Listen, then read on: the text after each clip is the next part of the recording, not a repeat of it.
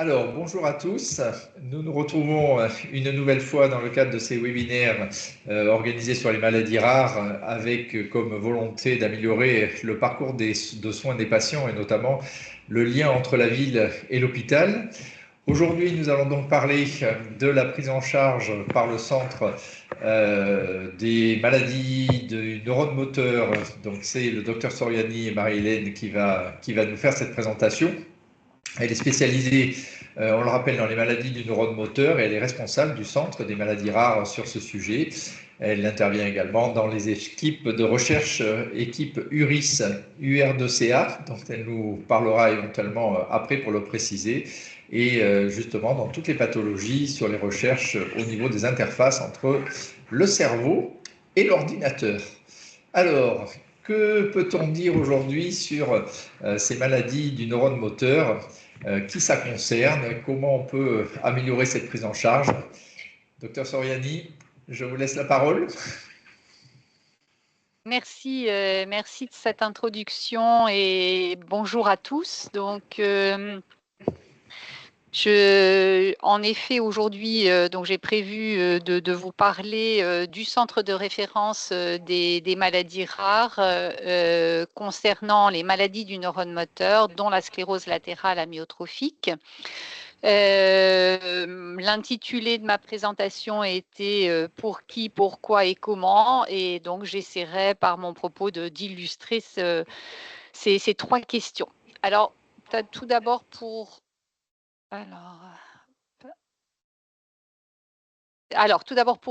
commencer, juste un petit rappel pour repréciser ce que c'est qu'un centre de référence maladie rare. Un centre de référence maladie rare, c'est une structure qui est labellisée par le ministère de la Santé, la Direction générale de l'offre de soins, la DGOS.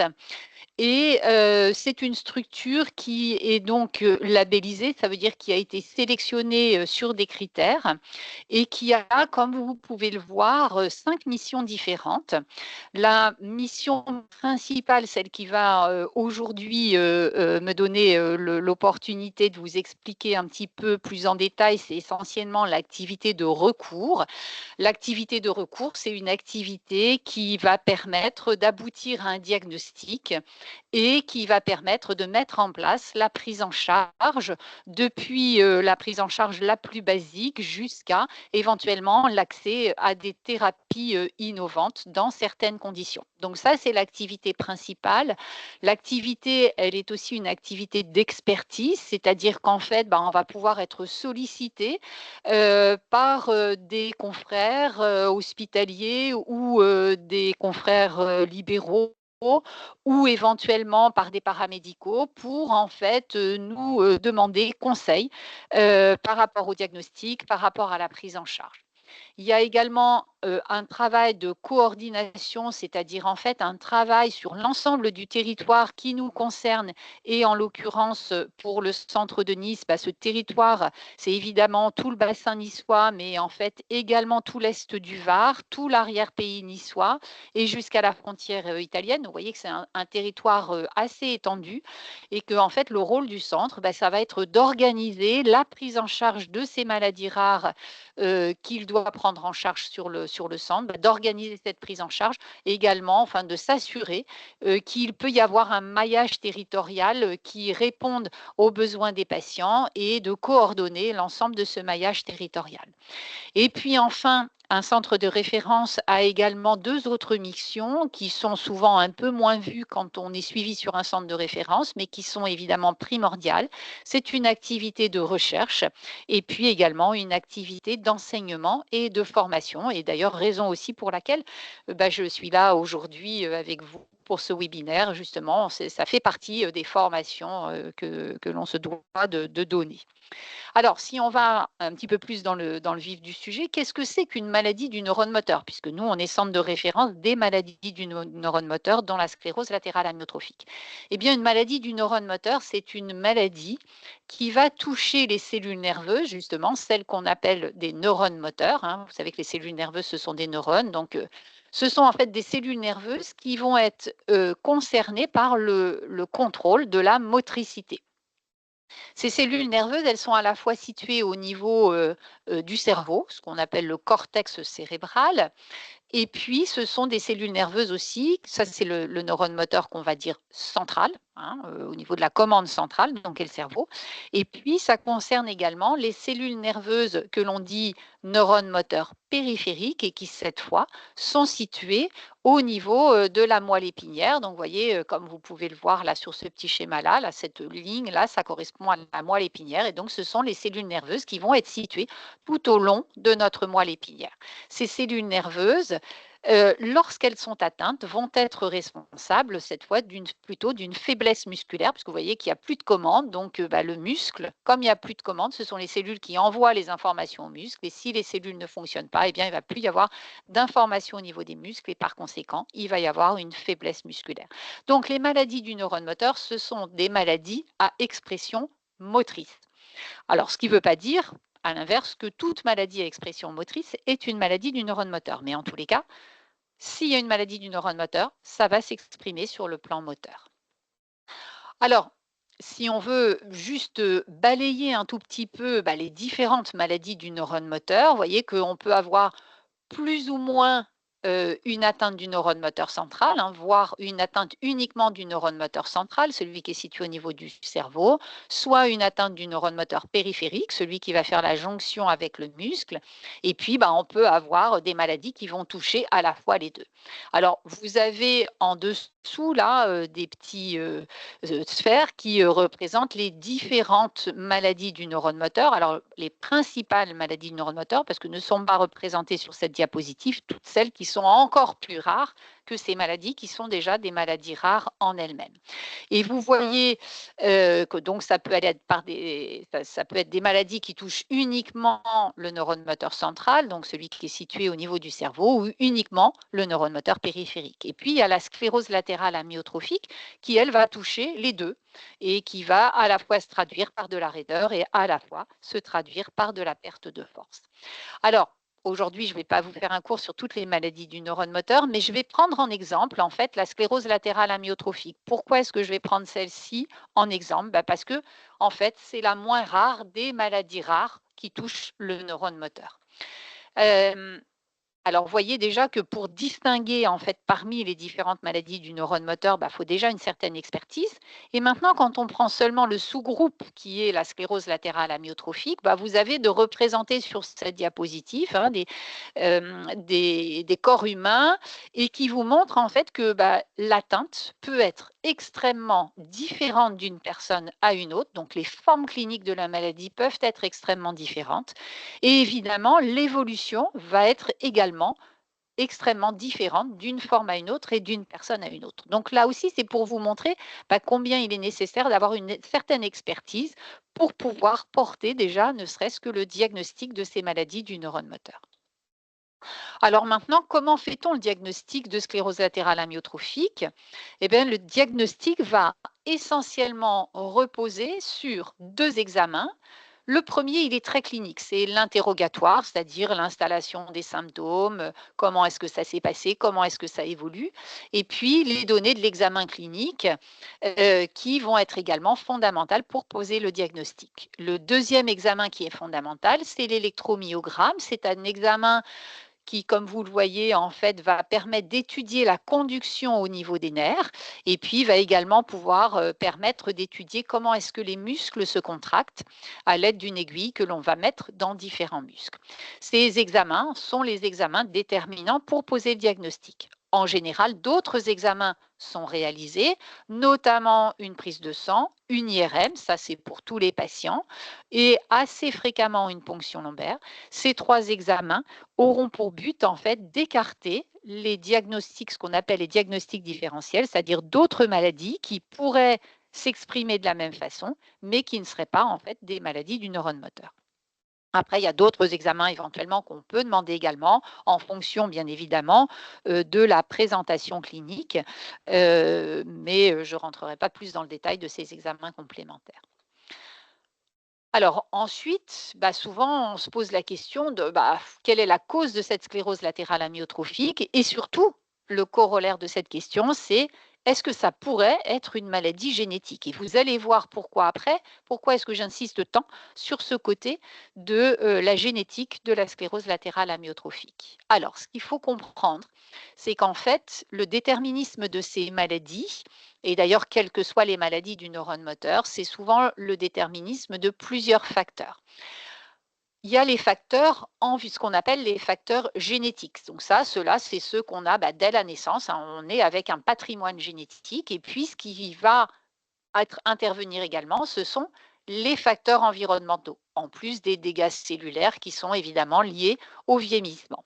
Et en fait, quand on est sain, on est exposé à ces différents facteurs. Et puis, quand on devient malade, en fait, ça peut être l'association de ces trois facteurs qui va conduire à un moment ou à un autre à ce qu'on déclenche la maladie et l'aggravation progressive.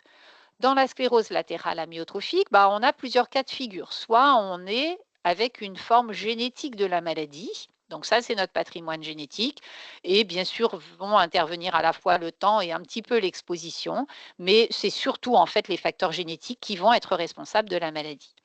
Après, il y a des situations où c'est pas un gène donné qui va donner la maladie, mais c'est en fait, on a un patrimoine génétique, ce qu'on appelle des gènes de susceptibilité, qui font qu'on va être plus à même, plus enclin à développer la maladie, alors qu'une autre personne exposée aux mêmes facteurs environnementaux n'aurait pas développé la maladie. Et malheureusement, ce patrimoine génétique plus les facteurs environnementaux vont conduire à déclencher la maladie.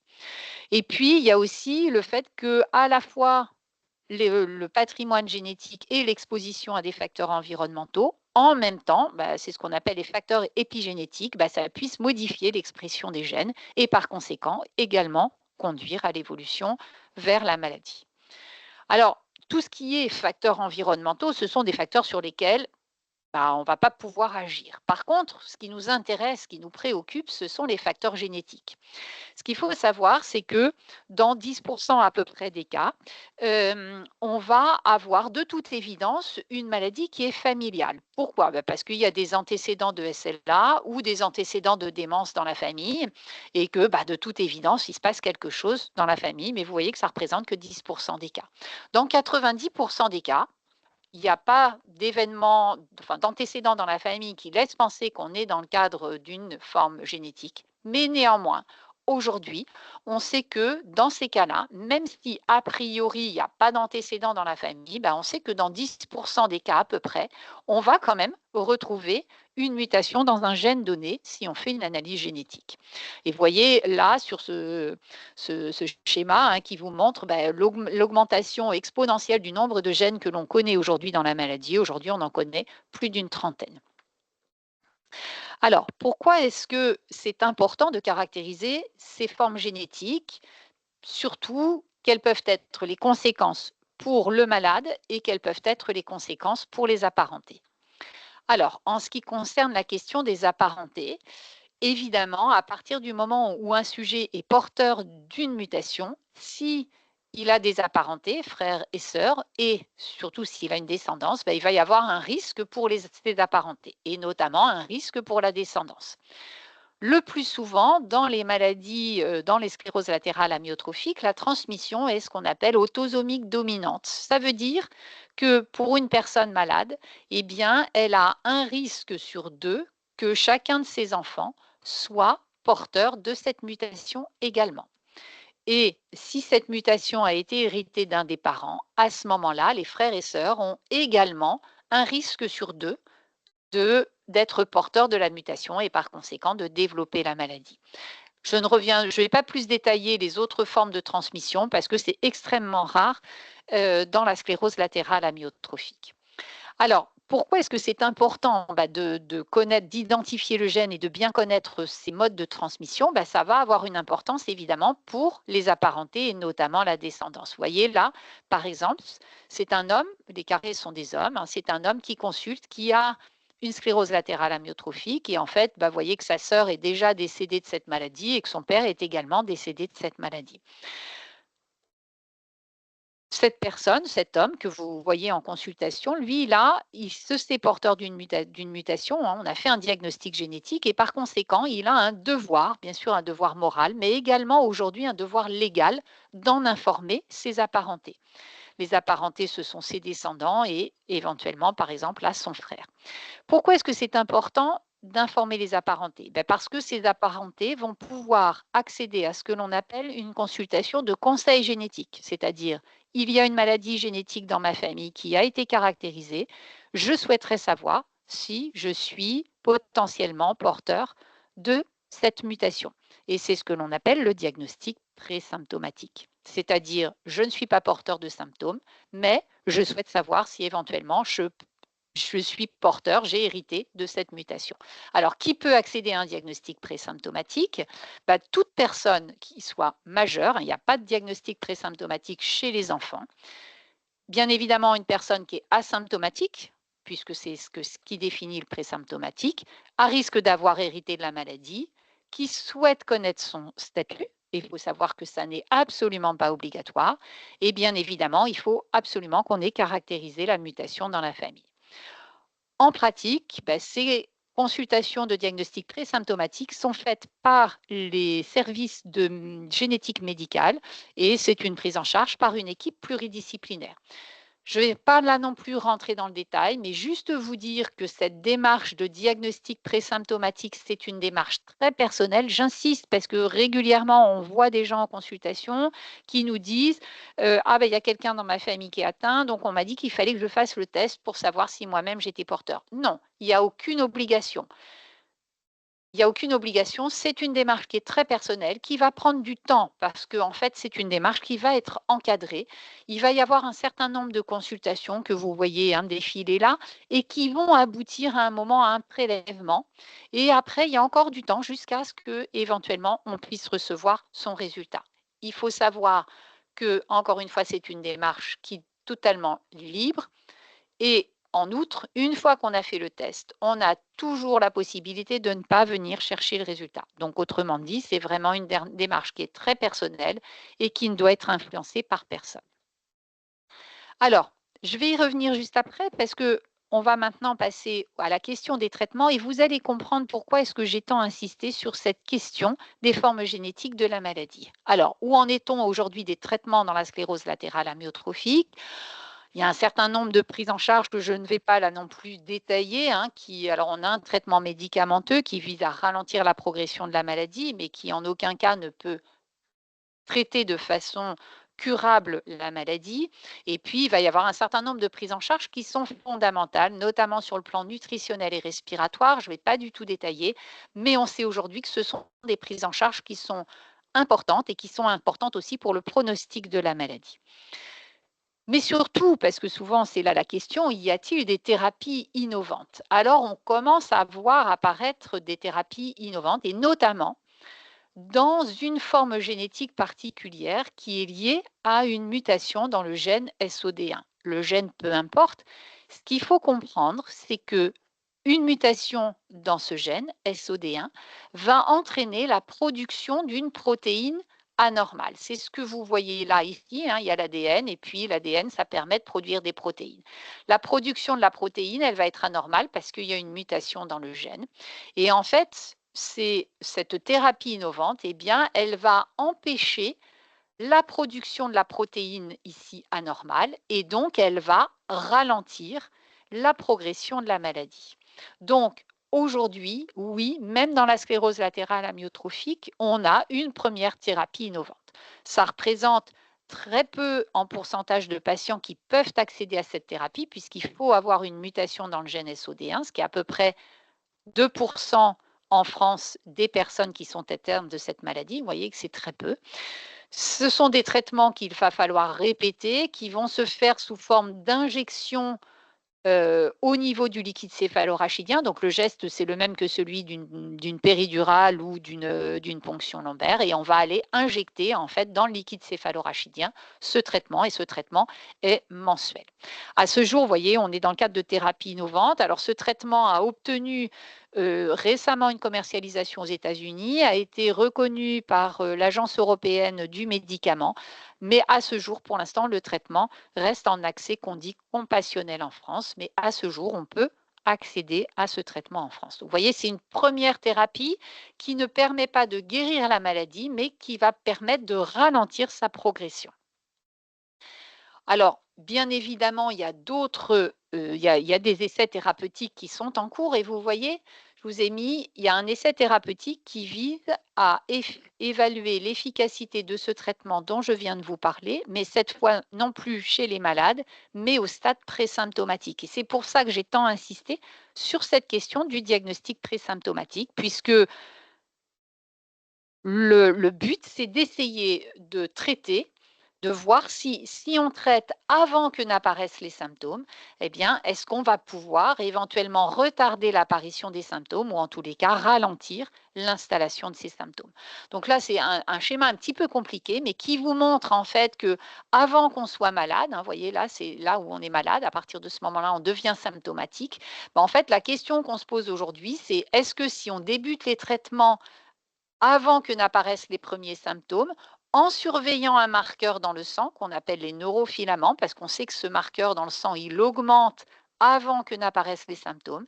Est-ce que si on arrive à ça, on sait le détecter aujourd'hui chez des sujets qui sont présymptomatiques et porteurs d'une mutation, bien évidemment dans le gène SOD1, je le redis, ce n'est pas pour toute personne à risque. Eh bien, l'idée, c'est la question qu'on se pose, c'est si on détecte le moment où le marqueur commence à augmenter, si on commence le traitement à ce moment-là, est-ce qu'on va pouvoir ralentir ou retarder l'apparition des premiers symptômes? Donc, il y a un essai thérapeutique. Ça veut dire qu'à ce jour, on n'a pas la réponse à cette question, mais il y a un essai thérapeutique actuellement en cours pour tester cette hypothèse. Donc, vous voyez qu'on va plus loin même que des essais thérapeutiques chez la personne malade, puisqu'il y a des essais thérapeutiques même maintenant au stade présymptomatique. Alors, je vous ai dit, la mutation est dans le gène SOD1, c'est à peu près 2% des malades. Il faut savoir que je vous ai dit également qu'on connaissait aujourd'hui plus d'une trentaine de gènes. Et donc, il y a d'autres gènes. Là, vous en avez 3, C9orf72, FUS et Ataxine 2. C'est 3 autres gènes, en fait, pour lesquels il y a à ce jour des essais thérapeutiques en cours pour essayer de développer des thérapies innovantes, là aussi dans le but de ralentir la progression de la maladie. Et puis enfin, pour en finir sur le plan thérapeutique, juste un petit mot pour vous dire qu'il y a plein d'autres voies au niveau de la cellule qui sont atteintes dans cette maladie et qui font partie des voies de recherche pour les essais thérapeutiques. Alors, être pris en charge, pour répondre à la question initiale, être pris en charge sur un centre de référence SLA et autres maladies du neurone moteur, pour qui, pourquoi et comment? Eh bien, ce qu'il faut savoir, c'est que, en fait, dès les premiers symptômes et le plus précocement possible, dans le cadre des maladies à expression motrice, eh bien, il faut consulter. Le mieux, c'est évidemment de consulter un neurologue, mais parfois on peut être orienté vers un rhumatologue, son médecin généraliste, un pneumologue ou autre, peu importe. À partir du moment où un médecin va suspecter en fait une maladie du neurone moteur, eh bien, il va adresser le patient sur le centre de référence pour une première consultation. À partir du moment où on est sollicité, vous voyez qu'on essaye d'être réactif, puisqu'on essaye de donner un rendez-vous de consultation dans le mois qui suit le courrier qui adresse le patient sur le centre. Ensuite, on va faire un bilan. Ce bilan peut prendre en général dans les 2 mois. En tous les cas, on essaye qu'il ne soit pas plus long que 2 mois et qui permettent d'arriver à un diagnostic de sclérose latérale amyotrophique ou d'autres maladies du neurone moteur, comme j'ai pu vous le montrer précédemment. Une fois qu'on aura porté un diagnostic, à ce moment-là, on va mettre en place une prise en charge et un suivi qu'on dit en général multidisciplinaire. Multidisciplinaire, pourquoi?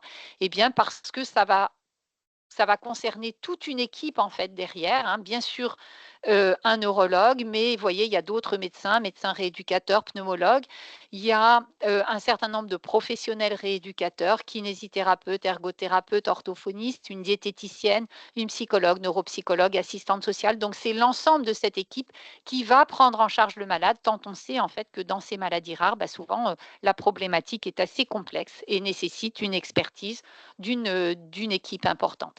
Et puis, comme je vous le disais en introduction, le rôle du centre, c'est également en fait de coordonner la prise en charge avec toutes les structures environnantes qui vont participer à la prise en charge. Donc, vous voyez, je vous en parlais tout à l'heure, la génétique, on travaille avec le service de génétique médicale qui lui-même va travailler avec les services de diagnostic moléculaire, c'est-à-dire d'analyse qui vont permettre à la caractérisation sur le plan génétique. On va travailler avec les différents centres hospitaliers généraux de proximité. On va travailler avec différentes structures de soins palliatifs, avec les réseaux de soins palliatifs, avec toutes les structures du médico-social, et puis également donc avec des réseaux plus spécifiques, notamment de la sclérose latérale amyotrophique. Nous avons en région PACA un réseau.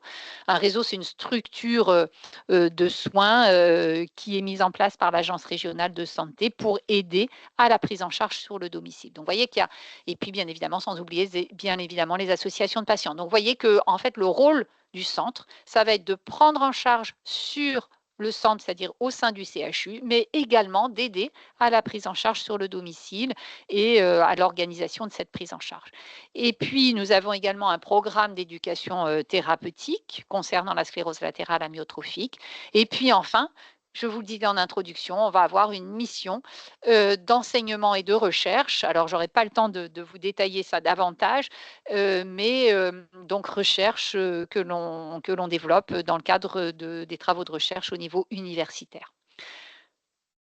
Donc, pour conclure, je dirais que vous avez bien compris que les maladies du neurone moteur sont des maladies à expression motrice. Dès lors qu'on suspecte une maladie du neurone moteur, il ne faut pas hésiter à être orienté vers le centre de référence. Une équipe pluridisciplinaire à votre écoute. Et si vous avez besoin de nous contacter, que ce soit des patients, des familles, des personnes qui sont à risque de développer la maladie parce qu'il y a déjà un cas dans la famille, ou que ce soit des professionnels de santé, une seule adresse mail, centre de référence.neuronemoteur@chu-nice.fr. Voilà. Je vous remercie de votre attention.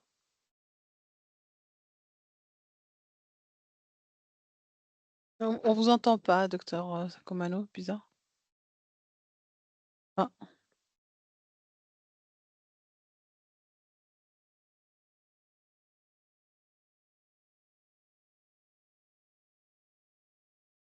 On vous entend toujours, enfin, ou moi, c'est moi peut-être.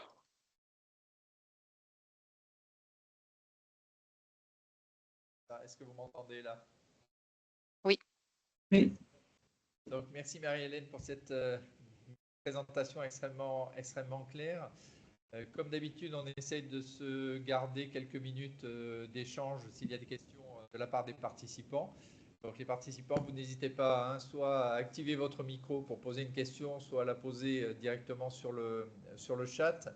Moi, j'avais juste une petite remarque, alors juste sur le parcours justement. Donc on a vu cette adresse mail. J'ai vu aussi, et vous l'avez redit tout à l'heure, que vous essayez vraiment de prendre en charge les patients dans le mois. Comment ça se passe? Je suis médecin généraliste, je rencontre en consultation un patient, j'envoie un message. Comment ça se passe après? C'est le centre qui reprend contact directement avec le patient, qui reprend contact avec le médecin qui a sollicité. Comment ça se passe en pratique? Alors, en pratique, tout mail qui arrive sur l'adresse mail que je vous ai donnée, le mail en général, il est traité dans les 24 heures.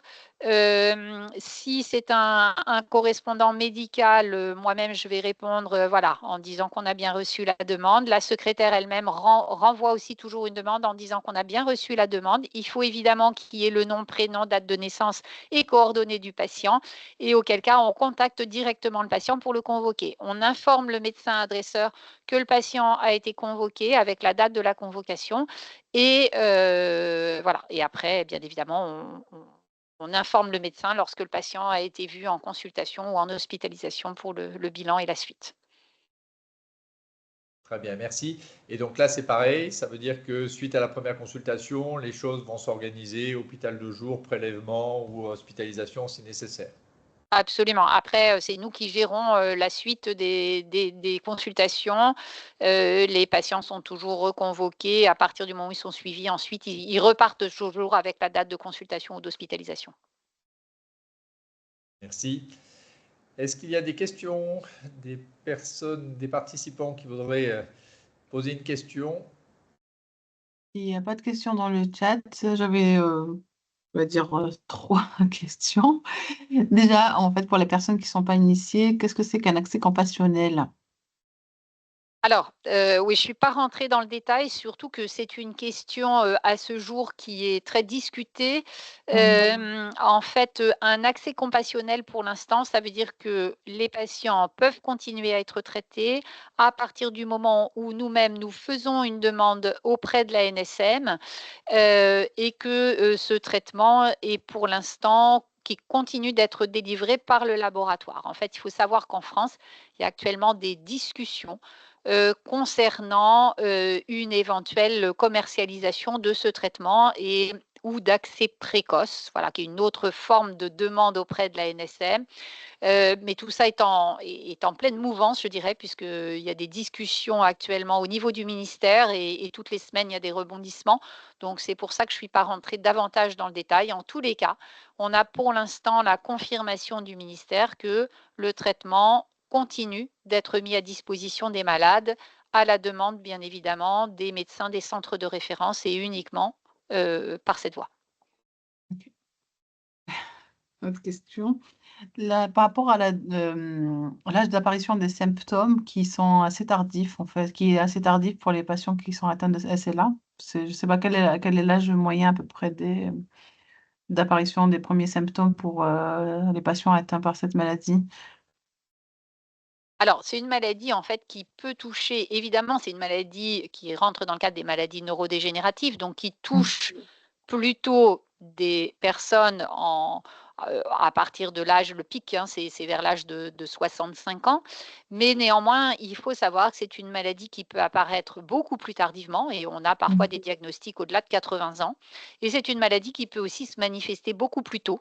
Et il y a même des formes juvéniles et des formes infantiles de maladies du neurone moteur. Donc c'est pas parce qu'on voit un enfant âgé de 14 ans chez lequel on suspecte une maladie du neurone moteur qu'il faut se dire: «Bah, non, c'est pas cette maladie-là parce que c'est un enfant», pas du tout. Il y a des formes infantiles aussi de maladies, du neurone moteur. Donc il faut absolument référencer ces. Du coup, pour les formes génétiques, c'est très compliqué de dire, enfin, c'est généralement tardif. Enfin, je veux dire, la transmission a déjà été faite pour la descendance quand on a une forme un peu, pour les formes génétiques, non? Tout à fait, tout à fait. C'est pour ça, en fait, que la place du diagnostic présymptomatique, bah, elle est fondamentale puisque, comme vous le dites, souvent, dans la grande majorité des cas, les gens sont diagnostiqués tardivement, donc ont déjà eu des enfants, voire ont déjà des petits-enfants.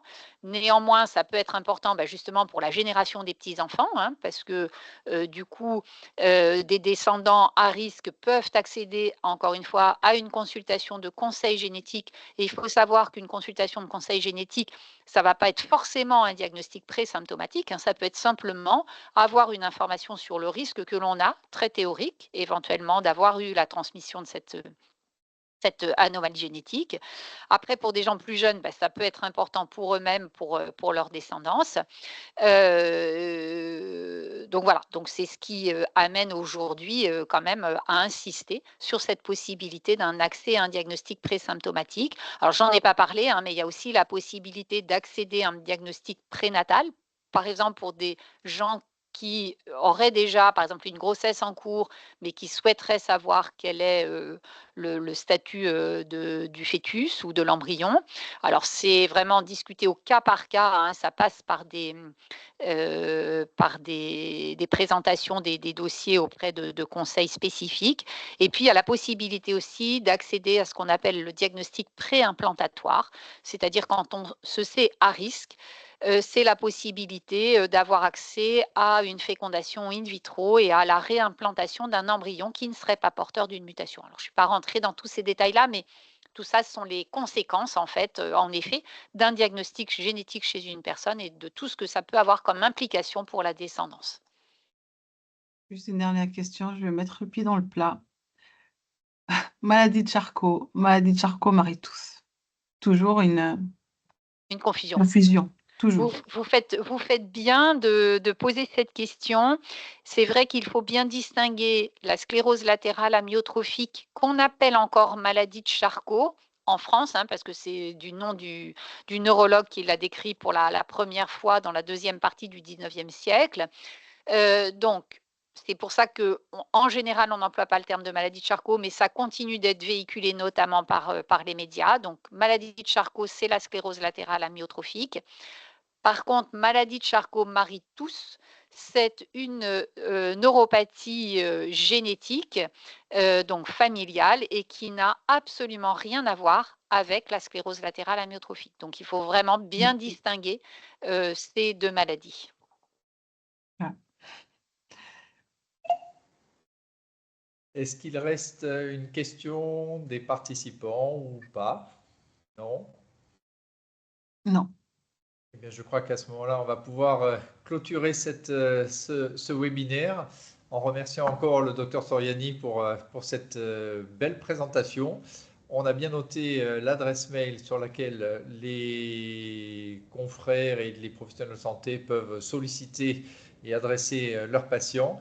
Et je vous invite à retrouver ce webinaire directement sur le site du CHU lorsque le CHU les aura mis en place.